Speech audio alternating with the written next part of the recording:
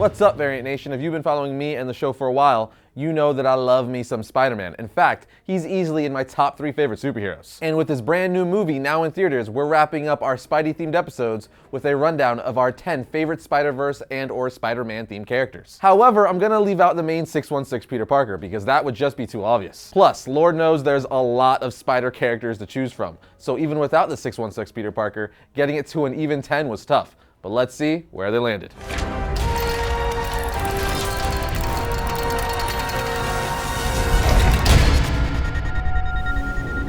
Kicking off the list is Aaron Aikman's Spider-Man, who first appeared in Edge of Spider-Verse issue 3 in November of 2014. He's the Spider-Man from Earth 31411, and a pretty awesome one at that. His name is Dr. Aaron Aikman, and he's a highly accomplished and brilliant molecular biologist who specialized in the medical applications of insect venoms. Experimenting on himself, he underwent a treatment that he created in secret. It was designed to resequence his DNA, putting cloned spider genes into his own. Now I know what you're thinking, it must have had some weird side effect or went wrong somehow. And shockingly, no, it went according to plan, and Aaron was imbued with spider-like powers just like Peter Parker Spider-Man. He then designed a badass Spider-Man suit and became a hero for his city. Quite frankly, one of the reasons I like him so much is because his suit looks freaking awesome. He looks like an armored anime character. And you guys know I love me some anime. You could even tell they were going for that anime look with the design of the character because they even put a motorcycle in his lab that looks very similar to the Akira motorcycle. So pair that up with a good spin on the Spider-Man origin and a character that loves being a hero and actually takes pride in it, and you have one awesome Spider-Man.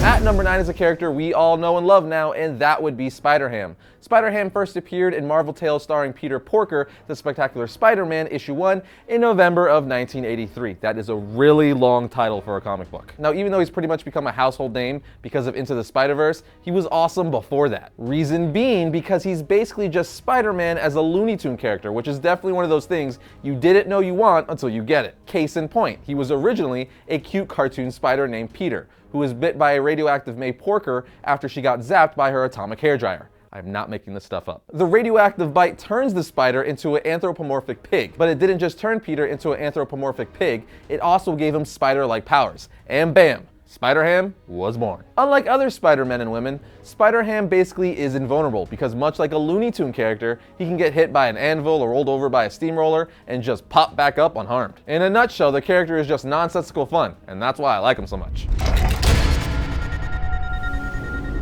At number 8, we probably have one of the most popular Spider-Man characters in recent years, and that would be SpiderPunk. He first appeared in The Amazing Spider-Man Volume 3, Issue 10 in January of 2015. Plain and simple, what's so cool about this Spider-Man is it's Spider-Man gone punk rock. I mean, he's literally the lead singer and guitar player for a band called the Spider Slayers.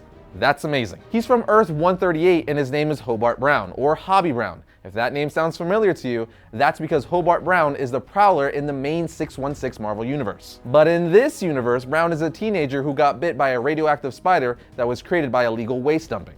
Poop. Thus becoming SpiderPunk, or as he puts it, a radioactive suicide machine.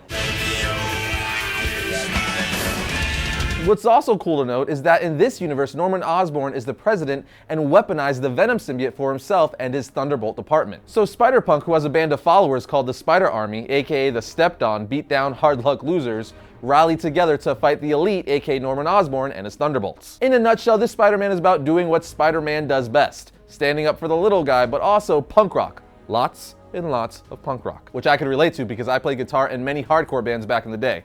But I'm bald, no longer emo. Bye-bye hair.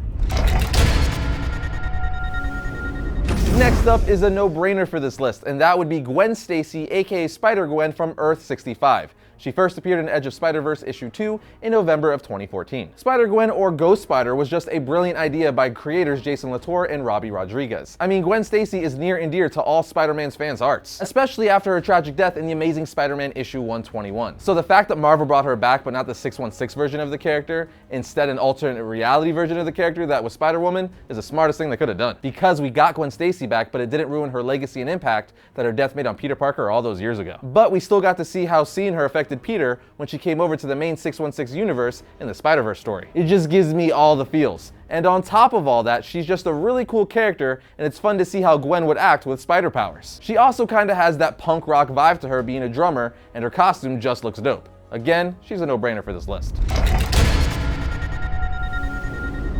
Next up, we have fan favorite Spider-Man Noir. He first appeared in Spider-Man Noir issue 1 in February of 2009. Most people know the character now because he's voiced by Nick Cage in Into the Spider-Verse. But he's been around for 10 years, and us diehard Spider-Man fans have loved him for the past decade, even though he hasn't appeared in a bunch of comics, at least not until recently. But just having a Spider-Man based in the 1930s during the Great Depression is an awesome idea. I mean, he freaking wears a fedora, a trench coat, and carries a revolver, as well as using a Tommy gun. Noir's origin is also pretty cool. Instead of getting bit by a radioactive spider, he got bit by a freaking spider god. Sounds like that would hurt. His whole backstory with Uncle Ben's death is also really cool. And let us not forget, unlike the 616 Peter Parker, he has organic webbing. So let's see, cool vintage Noir feel? Check. Awesome look? Check. Cool backstory? Check. Tommy gun? Check. Organic webbing? Check. Yeah, easily one of the coolest Spider-Men out there. Next up, we have Silk, who made her first appearance in 2014's The Amazing Spider-Man issue 1. Silk is such an awesome character because much like the Court of Owls, she was built into Spider-Man's continuity as if she was always there. Her real name is Cindy Moon, and we eventually find out that after Peter Parker was bit by that radioactive spider that gave him his powers, the same spider manages to bite another person before it died. And you guessed it, that woman was Cindy Moon, aka Silk. She was locked up and hidden away for years by Ezekiel. She also has a leg up on Peter Parker in certain areas, as she's faster, has a higher level of spider sense, and has organic webbing. Also, I have to mention, since they were bit by the same radioactive spider, every time Peter and Silk are around each other, all they want to do is make sweet, sweet spider love. I said it before, but Peter has had worse problems. All in all, she's an awesome addition to the Spider-Man mythos. I really just love when writers can create new characters in such a way that they make them seem like they were always there. Here we have a Spider-Man that initially pissed everyone off before collectively realizing how awesome this version of Spider-Man was, and that would be Superior Spider-Man. He first appeared in The Amazing Spider-Man issue 700. For those of you who don't know who this version of Spider-Man is, it's Otto Octavius. You see, Otto Octavius was dying, so he switched bodies with Peter Parker. It's literally Doc Ock's mind in Peter's body. It was just great to see how Otto would be as Spider-Man. Like initially he's super violent and stuff, before ultimately being like, yeah, no, Peter is the true Spider-Man, returning Peter's mind to his body. But fret not, Superior Spider-Man still lives as Otto regains a new body and started living in San Francisco under the name Elliot Tolliver, continuing to be Superior Spider-Man, being San Francisco's hero. And in true Superior Spider-Man fashion, he thinks he's the most effective hero around. As far as designs go, he has one of the coolest Spider-Man suits out, with a red and black, which I'm a sucker for, and I love those spider legs that come out of his back. They're very reminiscent of the Iron Spider suit. So if you're looking for a good Spider-Man comic to read, the first Superior Spider-Man series was great. His current series is good too. Making the top 3, who I'm sure is easily a lot of people's number 1, is Miles Morales. He made his first appearance in Ultimate Fallout issue 4 in August of 2011. Miles Morales is absolutely fantastic and is one of the best examples that you could still make new comic book characters that are just as cool as the legacy characters. I mean, the character hasn't even been around for 10 years yet, and he already has one of the best superhero movies ever made. It's a true testament that just because the character hasn't been around since the 60s like Peter Parker doesn't mean you can't make a new Spider-Man that's just as cool. I'm sure many of you would say he's even cooler. And because of his popularity, I don't really even have to get into his backstory because I'm sure you guys already know. Although if you do want a rundown of his backstory, check out our History of Miles Morales episode. You can check that out right here. But again, I feel like I don't have to rant too much about him. I think everyone knows this character is amazing and a fresh new addition to the Marvel Universe. Not to mention he has one of the coolest Spider-Man suits, and he's half Puerto Rican. For those of you who don't know, I'm also Puerto Rican, so that's pretty cool. To tell you the truth, the only reason he didn't make number 1 on my list is because the two above are very much tied to my childhood. Let's see.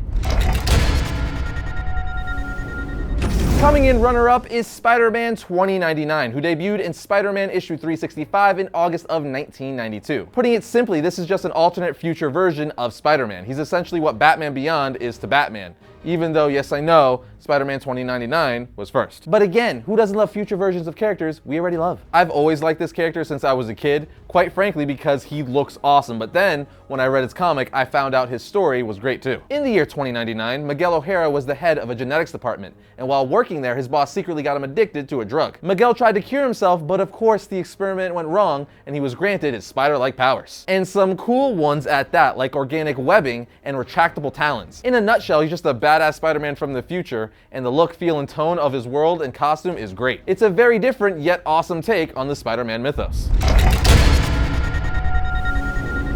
And finally, my friends, we have my number one pick, and that would be none other than the original Scarlet Spider, Ben Reilly. This version of Scarlet Spider first appeared in Web of Spider-Man issue 118. I say this version because we also have Kane Parker's Scarlet Spider, who's his clone brother. And clearly I know that Scarlet Spider is a product of the not-so-great Clone Saga, but I think Ben Reilly's Scarlet Spider is one of the few good things to come out of that story. He's the most prominent clone of Spider-Man, created by the Jackal.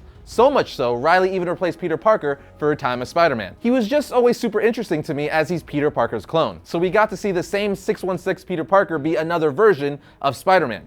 Plus, the 90s was all about comic art and cool costumes. And yes, his costume is very 90s, but that's why I love it. The solid red with the blue hoodie, the pouches on the ankles, and the modified web shooters, love it. And most importantly, his story is compelling and sad. I mean, imagine if you found out today that you're not really you, but actually a clone of you. It's a bad day. Plus, as I said, childhood. But that's our list, and now it's your turn. Let us know who your favorite Spider people are in the comment section down below. First up for the week of July 3rd, we have Superman Up in the Sky issue 1. Following a home invasion that ends in murder, Superman is put on a trail of a Metropolis mystery by Batman. But can even the Man of Steel discover the truth behind those tragic deaths? Now we have Deathstroke issue 45. In the wake of Slade Wilson's death, a new Deathstroke has vowed to complete his last unfinished assignment. But who's under the mask? Here we have Star Wars Target Vader issue 1. Darth Vader is on the hunt for a mysterious criminal syndicate operating outside the Empire's rule. But little does he know that he's being hunted by a group of the galaxy's deadliest bounty hunters. And finally, we have Friendly Neighborhood Spider-Man issue 8. When things go nuts at the Feast Center, it leaves Aunt May furious, and no one rests when Aunt May is angry. So Spider-Man has to kick an investigation into the Prowler into high gear.